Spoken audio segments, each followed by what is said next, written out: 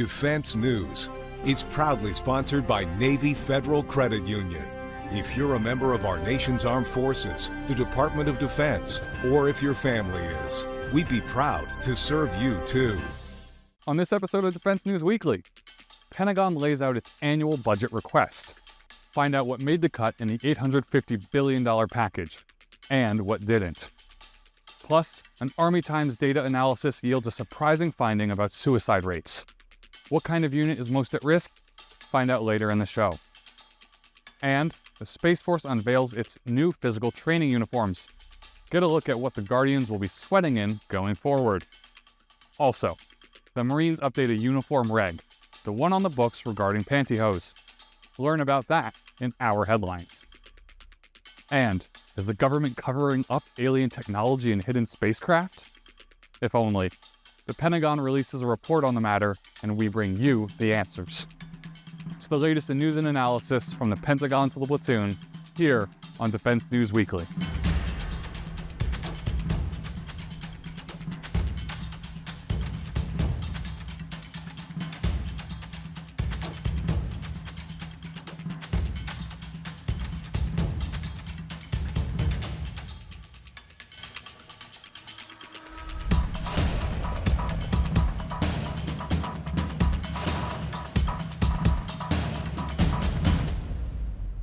Welcome back to Defense News Weekly. I'm Colin Demarest.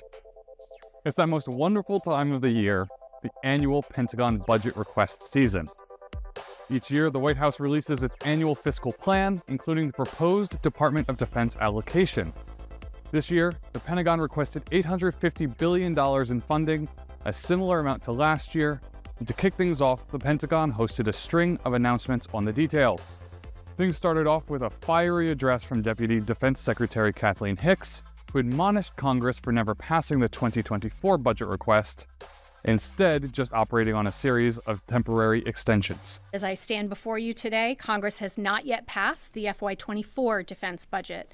So before I begin, I want to highlight how devastating the failure to pass last year's budget request is to ensuring our national defense and global security. Last year, the department released the most strategy-aligned budget in DoD history. Congress's inability to pass the FY24 budget, holding back much-needed funding, hinders our ability to execute that strategy. CRs are a significant constraint on our ability to advance our defense strategy, forcing the department to operate with one hand tied behind our back for months out of the year. Our military readiness depends on our ability to pass timely appropriations, so I cannot emphasize this enough. We need predictable, adequate, sustained, and timely funding. So we urge Congress to work together to pass this budget request and last year's and the National Security Supplemental too, with the requisite urgency that our nation's defense demands.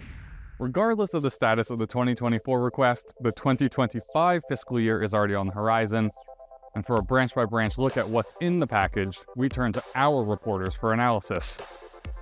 First up, the Army, where personnel items were front and center. Defense News Land Warfare reporter Jen Judson breaks down that branch's 2025 request.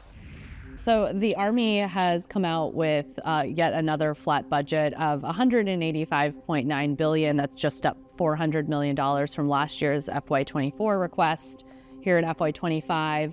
I think some of the major areas that the Army will be funding, a big focus on personnel, $70.7 billion. They're going to be spending nearly $1 billion on barracks at 9 different sites. It's a huge priority for them, up 41% over last year's funding for barracks. That's $935 million.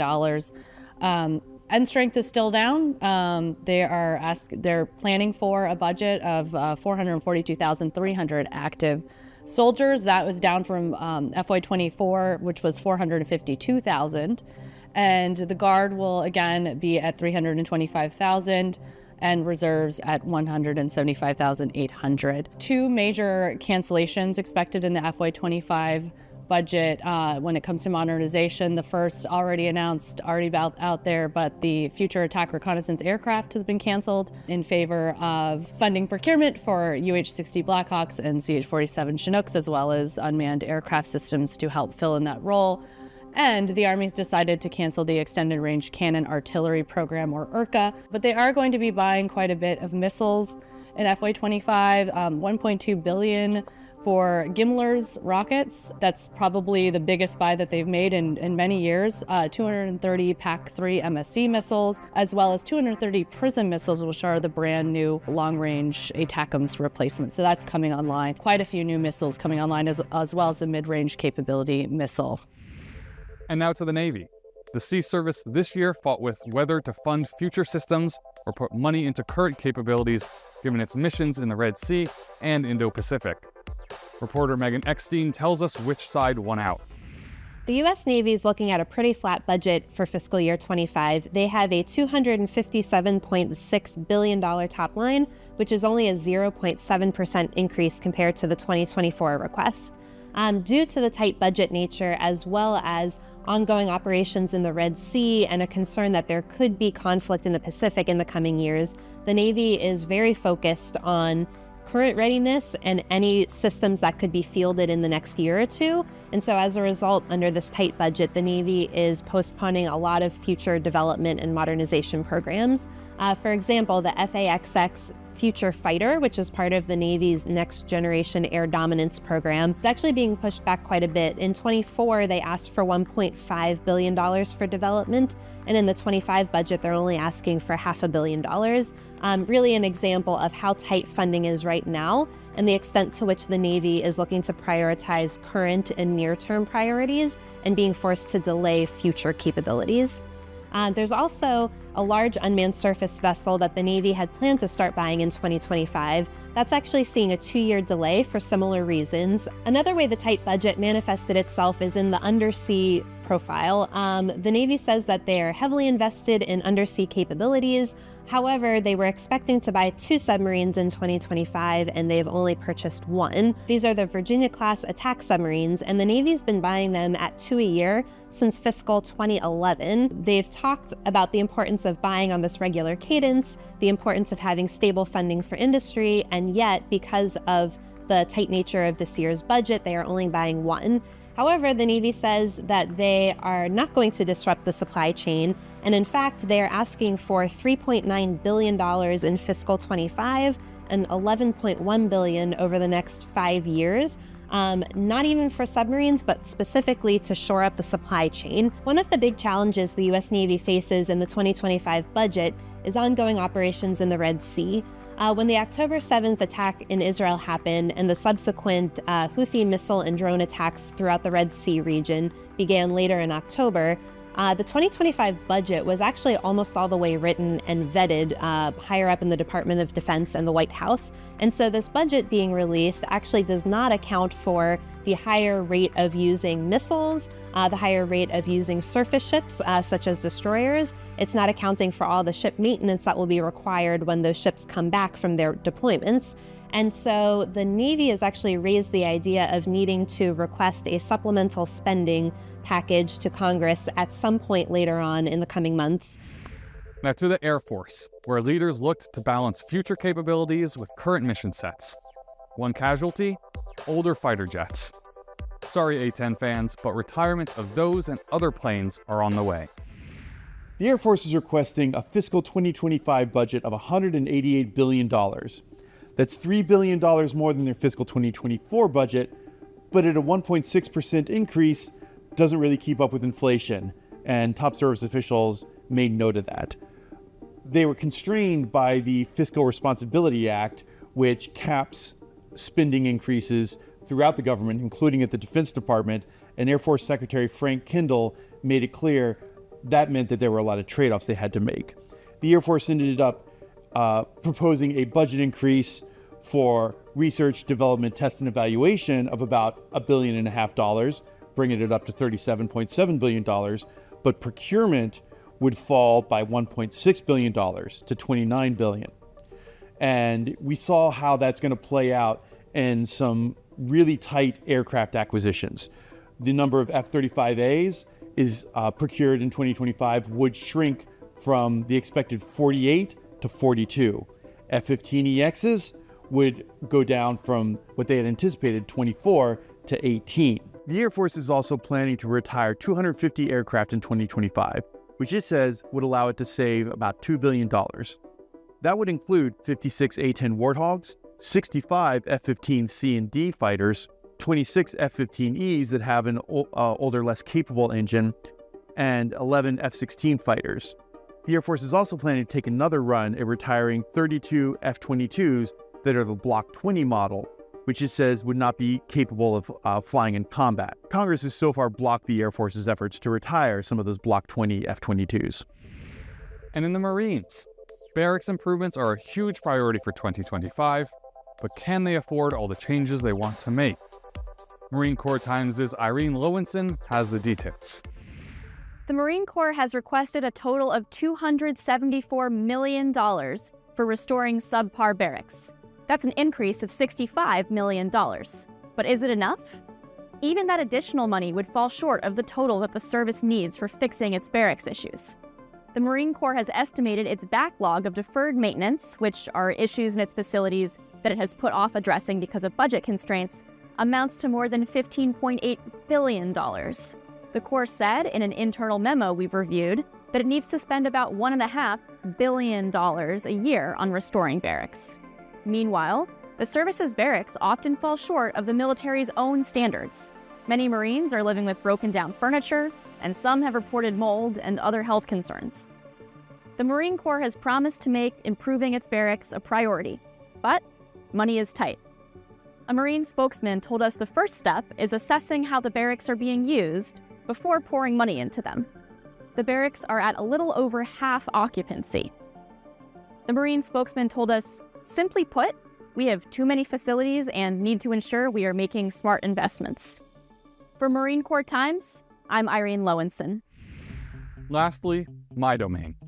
Pentagon is seeking $14.5 billion for cyberspace activities, including the further installation of sensitive networks and research into automated defenses.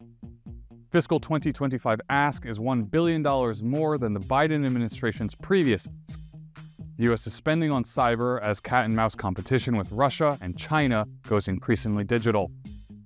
Among the big tickets are $977 million for Zero Trust, a cybersecurity paradigm that assumes networks are always at risk or already breached, and $300 million for ICAM, or Identity, Credential, and Access Management.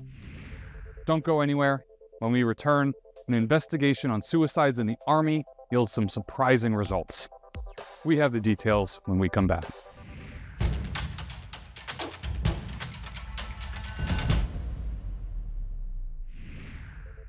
Welcome back to Defense News Weekly. Last year, Army Times requested suicide data from the Army, and a close analysis of the numbers yielded some surprising results. Namely that one major job type had much higher suicide rates associated with it. The MOS, tankers, crew members, and maintainers. Analysis showed that soldiers in that field could be up to 3 times as likely to kill themselves compared to other soldiers. The reason? Army Times reporter Davis Winke has more.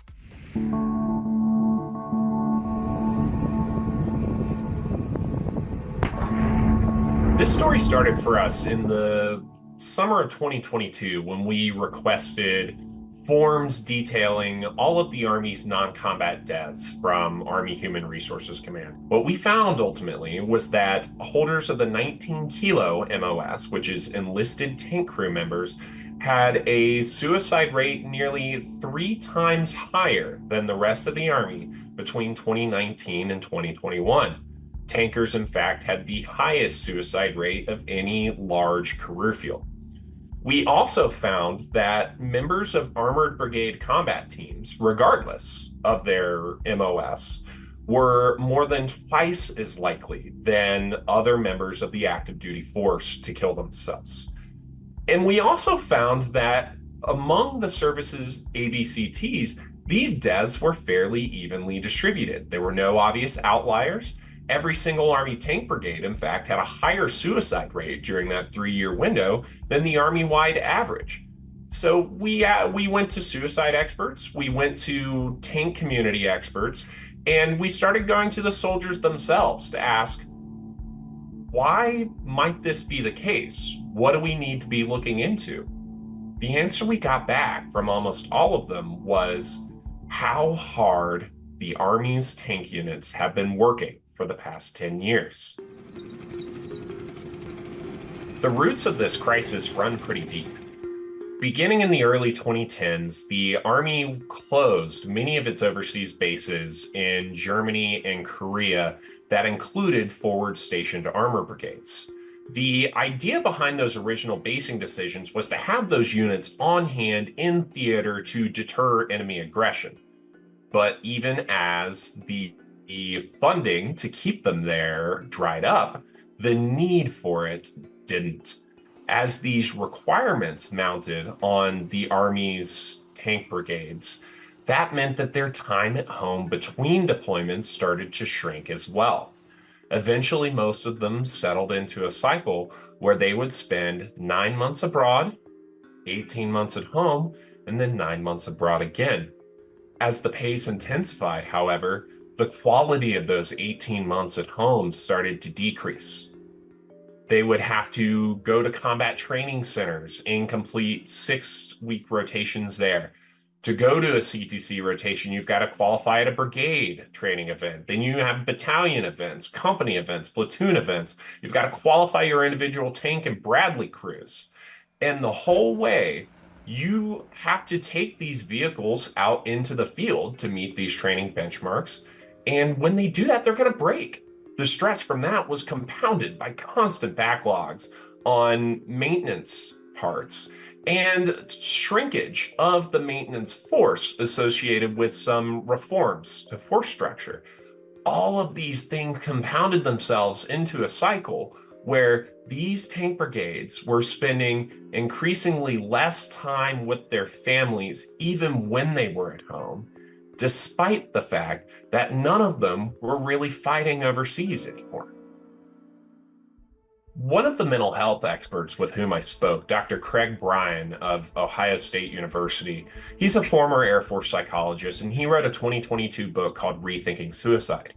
In it, Bryan is one of the experts on the leading edge of a new wave of suicide research that theorizes everybody is at risk of suicide if they reach a certain stress level. He said that in the military specifically, as a member of the Pentagon Suicide Prevention Committee, he has found that operational tempo, or those deployments, and those long, unpredictable working hours are significant sources of daily stress for soldiers, and even more so for members of armored brigade combat teams. The way he put it was that it's like death by 1,000 paper cuts for these soldiers. They are put at a slightly greater risk of suicide with each daily hassle they experience. You have a community of soldiers that is collectively closer to the brink because of a combination of policy and operational decisions made over the past 10 years by the Army, the Defense Department, and Congress. There are some things happening outside the suicide prevention world that hold some promise. The Army has taken a few steps to reduce operational tempo by changing the Korea deployment from tanks to Stryker brigades. They've also changed the Kuwait deployment to National Guard armor brigades. But even so, the Iron Knight Battalion at Fort Carson is about to deploy for another 9 months or 8 months after barely having 15, 16 months at home since their last year of deployment. That said, they're trying to find ways to reduce maintenance strains at some armor-heavy installations.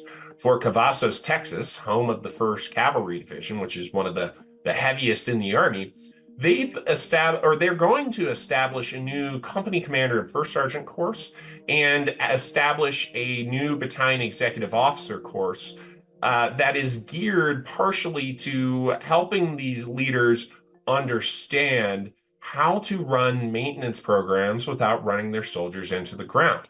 We're not sure yet what's going to happen yet as a result of our reporting.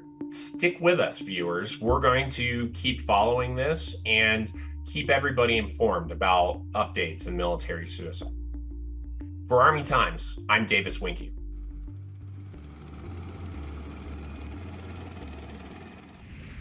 Thanks, Davis. For more on that investigation, see Davis's full coverage at armytimes.com. When we come back, our personal finance expert returns with advice for saving up for that summer vacation. Stay tuned.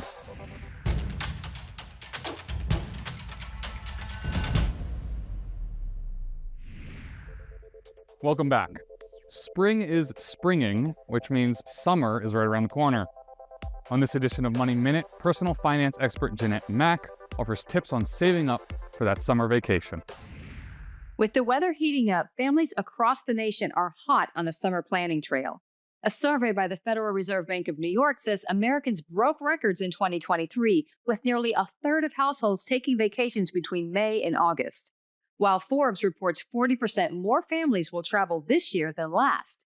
But before you start searching top summer destinations, you should probably research how to safely afford the trip. Start by reviewing your budget. Knowing where you stand can help narrow down your destination choices. If you're focused on a specific locale, dedicate time and a portion of your pay to saving for that goal. Open a savings account that can help you make the most of your money, like certificates or money market savings accounts. They usually offer higher rates than traditional savings or checking accounts. You can choose a short-term certificate, 3 to 24 months, or if your trip is a ways away, a long-term certificate, 3 to 5 years. Also, use travel credit cards that can help with perks and discounts on dining, hotels, and attractions. Make your plan and stick to it so that once you're on vacation, you can kick back, relax, and enjoy. Thanks, Jeanette. We'll see you next week. To get more coverage of military and defense topics, take a break from that ruck march and check out militarytimes.com and defensenews.com for more headlines. And to be the smartest sailor in the submarine, sign up for our early bird brief, compiled each morning to bring you the most up-to-date headlines. It's also in audio. Check out the podcast version, out each weekday. And if social media is where you collect open source intelligence, follow us on YouTube, Facebook, Instagram, and X. Unlike most junior service members, we're on TikTok, so go find us there as well. When we return, new Space Force PT uniforms are almost ready to see roll out. Want to see what they look like? Don't go away.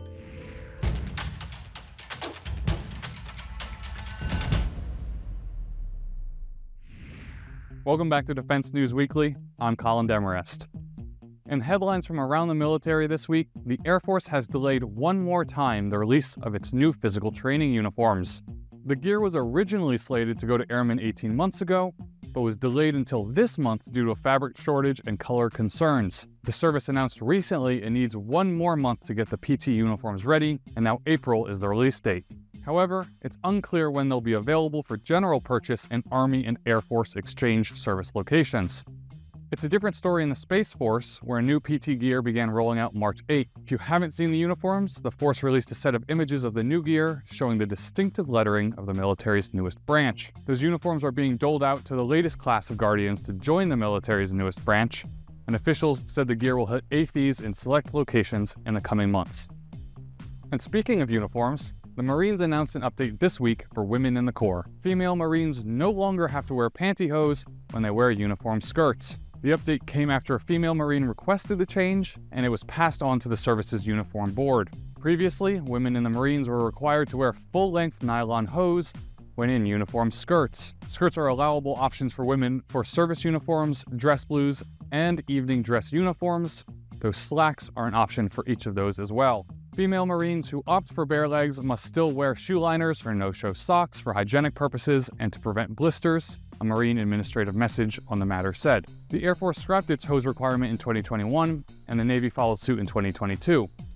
But the Army's rules appear to call for women to wear hosiery in certain uniforms. The Departments of Defense and Veterans Affairs will now provide in vitro fertilization services to all eligible beneficiaries, regardless of their marital status, finalizing changes promised by the federal agencies earlier this year. The new policies allow anyone who has service-connected infertility to use either department's program, lifting previous requirements that only married, heterosexual couples using their own sperm and eggs could participate. Now, eligible troops and veterans can access IVF regardless of their marital status or sexual orientation, and they may use donor eggs or sperm, changing a policy that previously discriminated against those whose infertility affected their ability to produce gametes. The reforms were spurred on by a lawsuit filed in August by the Yale Law School and the National Organization for Women's New York chapter. Now the critical question. is the government covering up its possession and knowledge of alien technology? And can this answer please be yes? No, says the Pentagon in a downer of a recent announcement. In a statement released March 8, the Department of Defense said it has finished its investigation into the matter, and it has concluded it has, quote, found no verifiable evidence for claims that the U.S. government and private companies have access to or have been reverse engineering extraterrestrial technology. The study was called the All-Domain Anomaly Resolution Office's Historical Record Report and looked at government records and previous investigations, finds dating all the way back to 1945. The Pentagon found that most reports of unidentified anomalous phenomena were just ordinary objects misidentified by observers, and claims of alleged reverse engineering of, quote, off-world technology and biological material either do not exist or are misidentifications of authorized military programs. The first volume of the study is available at aaro.mil. And that's all we have time for in this episode. Thanks for joining us, and we'll see you next week.